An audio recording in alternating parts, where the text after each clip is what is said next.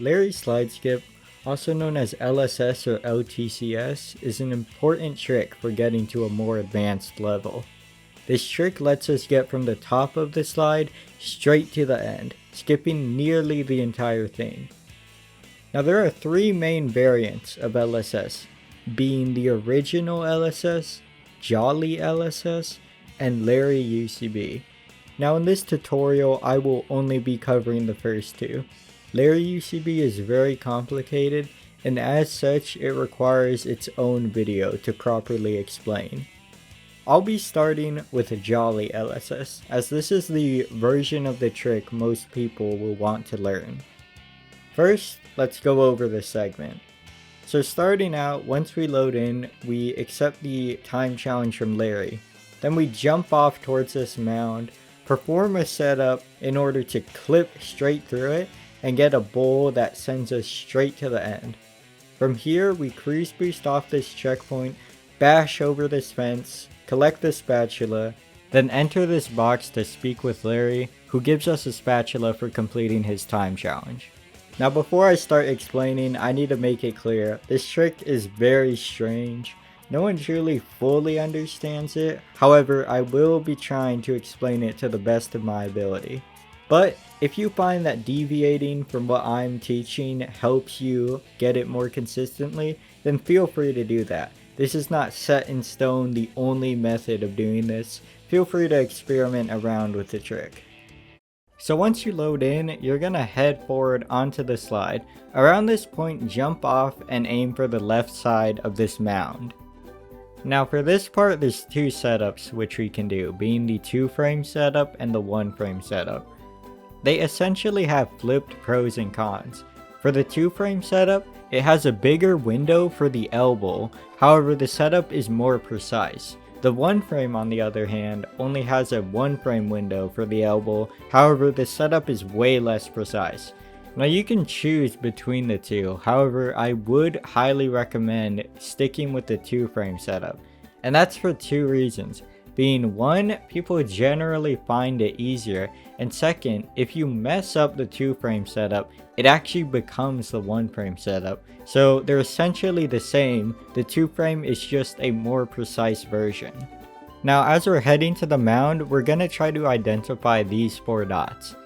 The ones further left may be harder to see on some setups, however these two should almost always be visible. Now we have to position SpongeBob and also angle him. To position him, place him under the right of the 2 pairs of dots. What we're gonna do now is angle ourselves. You're gonna want to turn the camera so that when you hold up, SpongeBob will start slightly moving right. If he's going left, then your angle is wrong. Now we need to position ourselves more precisely. Place SpongeBob so that the hole on the left side of his head is aligned with the left dot. If it's like this, your position should be perfect. Now we need to do a standstill cruise boost. If you can't activate the cruise boost, you can try spinning to the left first, activating it, then spinning back to the right.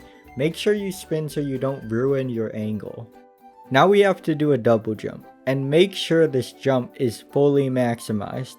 If it isn't, it can cause a bunch of issues, and you don't want to think you're doing the setup wrong when it turns out it's just the jump that you're messing up.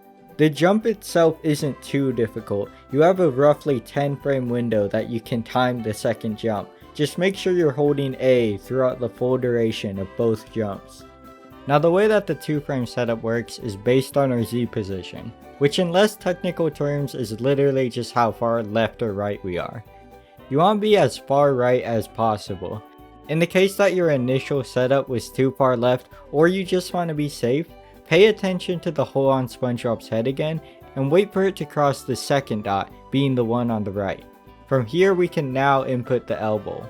The elbow itself is also weird.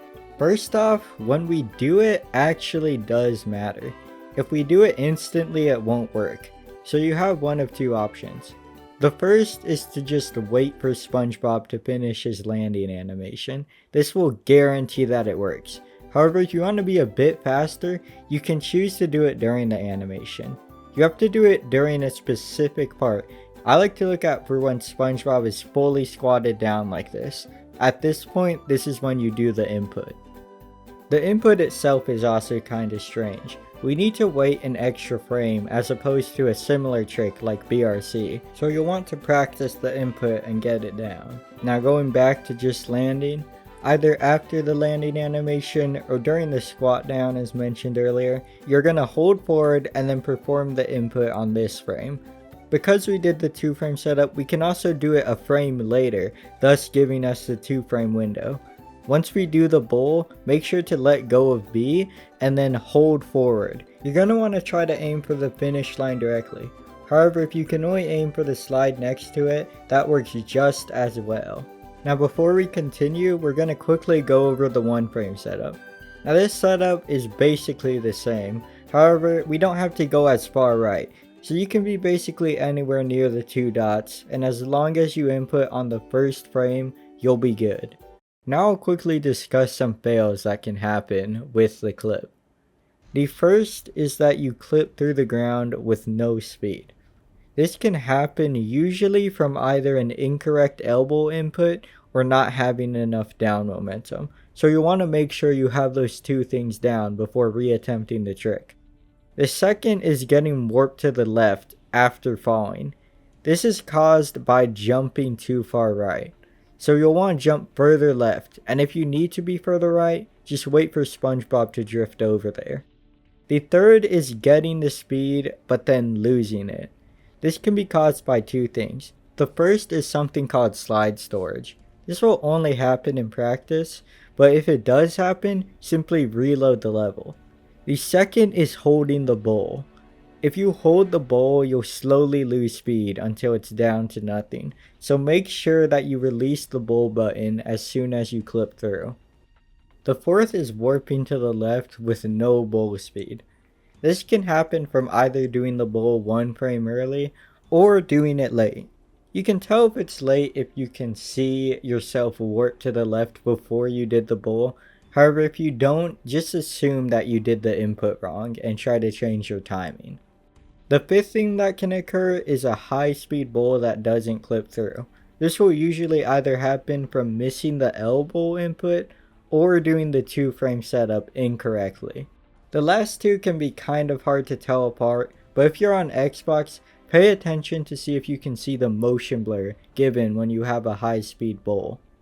The last is getting warped to the left but not bowling.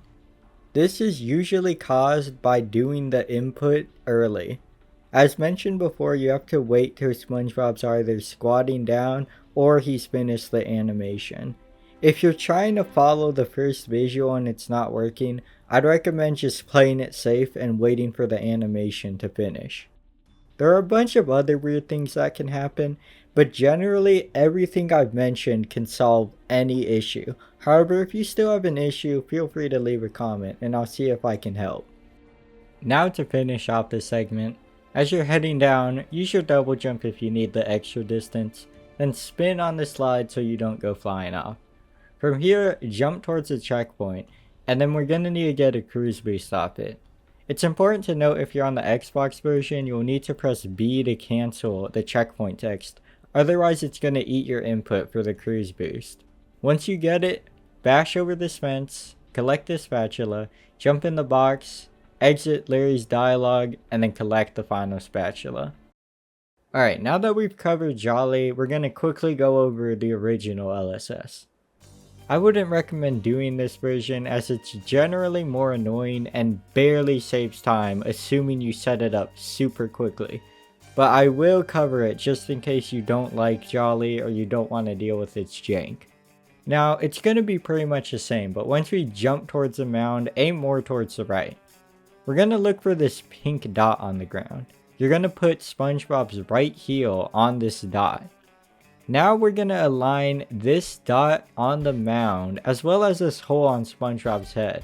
Then once they're aligned, you can bash if you'd like in order to change SpongeBob's angle. Either way, hold forward, then you're going to do an elbow once you fall through the crevice. The visual you can use is SpongeBob's shoes being cut off by the ground. This version has a roughly 2 to 3 frame window, so it's around the same difficulty as Jolly. Now once you do the elbow, make sure to steer right. If you don't, you'll end up way too far left, and it's generally not possible to steer too far right and not make it. Now the reasons you won't want to do this is the fails. Pretty much every fail is caused by mistiming the input or setting it up slightly wrong. The one I will cover is not getting enough speed. This usually either means you did the bowl early or late, or you did it too far right. If you do it too far right, you'll get pushed to the right instead of the left, and the right has much less displacement, which basically kills all the speed you can get. Another is losing the speed after the bowl, which is the same reason as with Jolly. Now the bowl here is a lot later than you'd expect. You have to do it pretty far in. Now I'm gonna quickly cover an extra scenario where you get enough speed to make it to the other side, but you don't get enough to make it onto the slide. What you can do if this happens is get a cruise boost, and then you're gonna navigate around here, bash up onto the slide, and then finish off the slide normally. This is obviously very slow, but you can do it if you just don't want to bother with doing LSS again. Alright, thanks for watching. Hopefully this tutorial helped you. If it did, make sure to demolish that like button, and potentially even subscribe if you'd like to see future tutorials.